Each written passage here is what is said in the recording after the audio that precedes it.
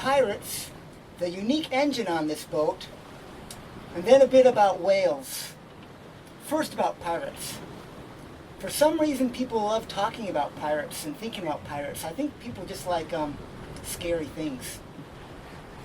Before I got this boat, I bought a marine grade 12 gauge shotgun. It was stainless steel blued, and I was playing around with alternating between shots and slug. My thinking was I would use shot up high to take out the pirates, and then I'd shoot low with the slugs to put holes in their boat. They'd think different and leave. I think Arnold Schwarzenegger used that same gun in one of the Terminator movies, shooting from the hip from a Harley motorbike. That gun never made it onto the boat. Instead, I picked up a couple high-powered laser lights. Heck, these things have taken out airplanes, so my thinking was that a high-powered laser light would blind a pirate and make him think twice again. Let's see what it looks like. I'm curious. I don't want to take out this camera. But, so other than this, I also kept handy a couple glass jars of kerosene, extra stove fuel. And my thinking is a Molotov cocktail hooked onto someone's boat. You know, fire makes everyone think differently when it's uncontrolled. Maybe their priorities would turn away from this boat. In reality, the pirates out there are wearing some badge or official uniform. They take what they want from you with a smile. And when you think about it, you're coming to visit their home. They didn't ask for you to come, and you're lucky enough to be there. Sometimes a boat full of scary-looking people might come up. Most likely, they're just trying to sell you some fresh fish. Try offering them some fish hooks. First, ask them what they like. Some might like double hooks. Some might like treble hooks.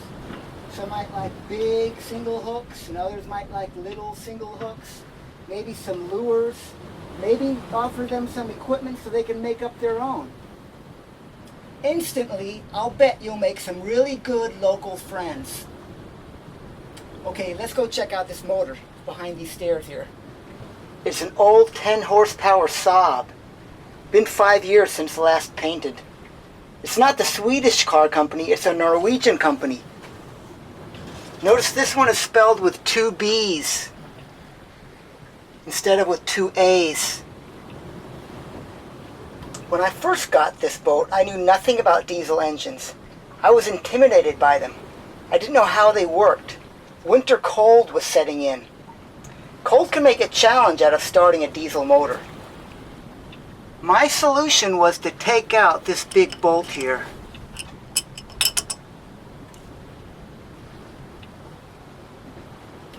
This gives access to a pre-combustion chamber. A spray of ether in there did a good job of starting it. It did until I blew a hole in the head. I largely thank YouTube videos for teaching me about how diesel motors work. By the time I'd figured out the root problem, I'd replaced the fuel filter, the fuel pump, and the fuel line going to the fuel injector. I also replaced this fuel injector. Once I finally got the new head on there, it ran like a charm. I'm not sure if I was attracted to the challenge or the simplicity of this engine. Beyond lack of a transmission, simplicity extends to things like no oil pump to go bad. Instead, the crankcase is designed to splash it around. Periodically, you pour some in this little reservoir, and then it slowly drips down to the valves. For what can go bad, we've got all these spare parts, like newly rebuilt fuel pump and injector, which are key to diesel engines. There's a new set of cylinder rings and a couple sets of new head gaskets. Cylinder ring compressor and a honing tool to clean up the cylinder. There's also a spare set of valves and rockers. Here's a little inventory of fuel filters. These little black round things are diagrams for the water pump. There is no impeller. The end result is that surprises and challenges are going to hit you anytime and any place. With patience and some basic, simple mechanical skills, I bet this setup can help you overcome any engine challenges better than most any of the boats in this anchorage here.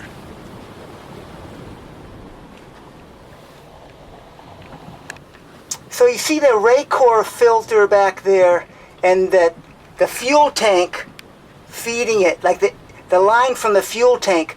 Below that line is a little like a coffee can sized reservoir that just sits underneath the fuel tank with a drain, so you can, it seems like the sediment just collects in that little can. You can't really see it from this angle because it's behind the Raycor, but so it's easy to drain the sediment out of that fuel tank. So really, it extends the life of that Raycor a lot, the Raycor filter. The motor is also a 90 liter an hour water maker thanks to this extra pulley that fits right here. I've posted a couple water maker videos here describing that. It can also be hand started with this crank.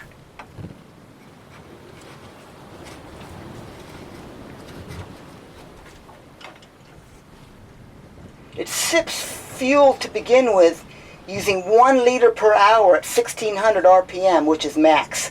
That will move you up to 5 knots. So burn rate at idle is negligible. Idle is about 400 RPM. The alternator has been modified to produce at low RPM. So this motor is like a generator that will quickly top the batteries, burning very little fuel. I've disconnected the electrical power to eliminate galvanization potential. To start, first you need to switch on the electrical power for the starter motor and alternator. Next you push the button to engage the starter motor.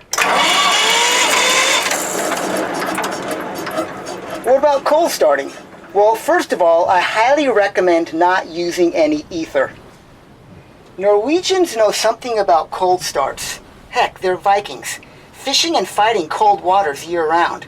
They made these things they call cigarettes. You put them in the same pre-combustion chamber, like this, and they work like ether without the damage risk. I'm not sure how they work, but they definitely do.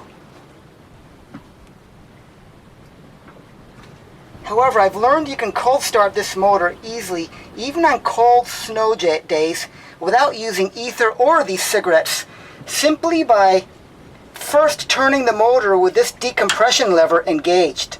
Running the starter decompressed gets the heavy flywheel spinning with good momentum. It naturally heats up the cylinder and pumps extra fuel in there. After about 10-20 seconds of spinning decompressed, disengage the compression lever and it starts easy. This mark here is top dead center for the engine. So with it on top, you know that the propeller is vertical, shadowed by the keel in dragless position. Whales. Whales are odd.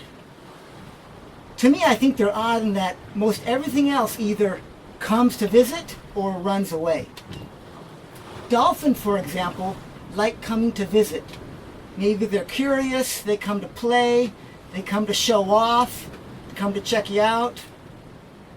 Most other animals might be curious for a little bit, or they just run away, you never see them. Whales are different in that they simply ignore you. You either happen to cross paths or you don't. When you do cross paths, they don't linger for long. You could cross paths with one whale all by itself, or pods of dozens of whales. But I've heard one story that was different. When I first started working on this boat, I met a guy who was very smart, experienced sailor who loved sharing his knowledge. He was very open, free. And, you know, another thing about him is I think he liked scaring his friends.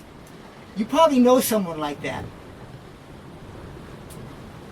And he told me a story once about a friend of his who was out sailing on an open voyage in the middle of nowhere, and this baby whale showed up and stuck around for a while. In fact, the baby whale stuck around for days. No one else was around. After 3 days, mama whale shows up, and baby whale's on the other side of the boat.